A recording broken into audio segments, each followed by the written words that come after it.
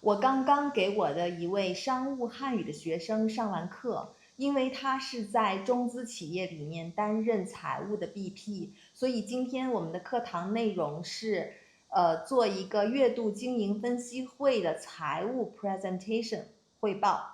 那么我们今天演练的是第一部分，也就是开场白的部分。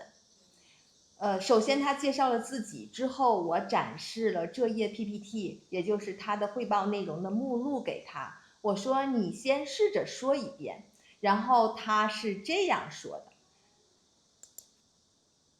：01收入分析，02成本费用分析，03利润分析，04资金管理，05总结与计划。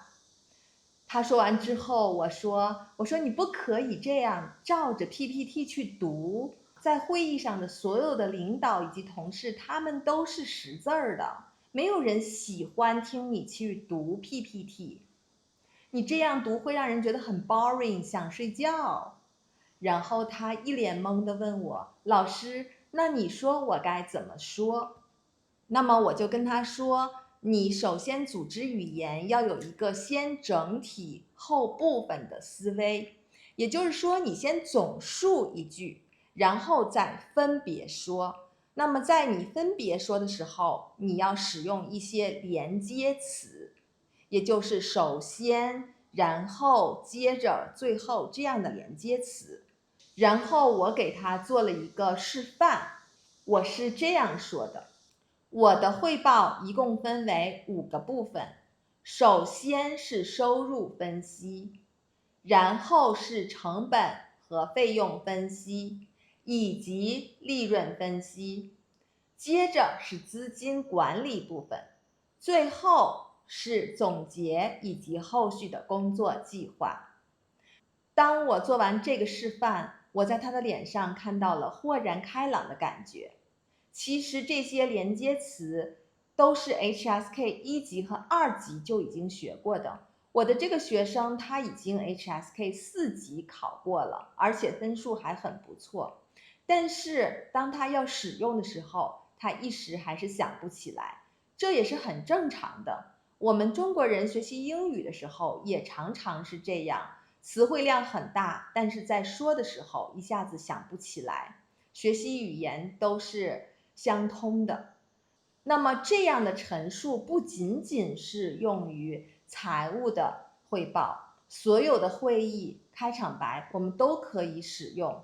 假如你是一个项目推进会的主持人，那今天你主持会议的开场白，首先你先介绍自己，之后你要介绍会议的流程，你一样要有先总后分的思维，然后在分别阐述的时候要使用连接词。我们拿这页 PPT 为例，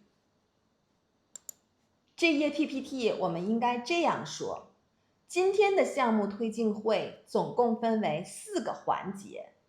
首先由项目的总负责人汇报项目的整体进度，然后各部门的负责人汇报分管工作的进展以及现在存在的卡点。接着我们针对重点问题集中研讨，敲定解决方案。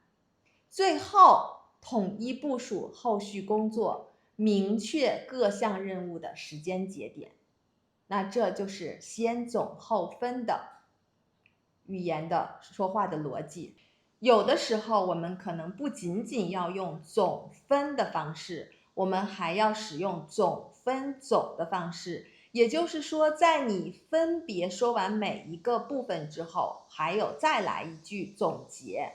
那么我们拿这个项目推进会为例，我们可以这样说：整场会议预计用时2个小时，请大家把控好自己的发言时长。接下来我们正式开会，会后我也会整理好本次会议的主要内容发给各位。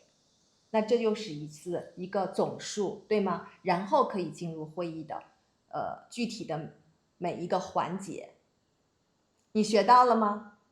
关注我的频道，我会用我20年的 HR 以及 Management Consultant 的经验，带你学习真实职场当中的商务中文。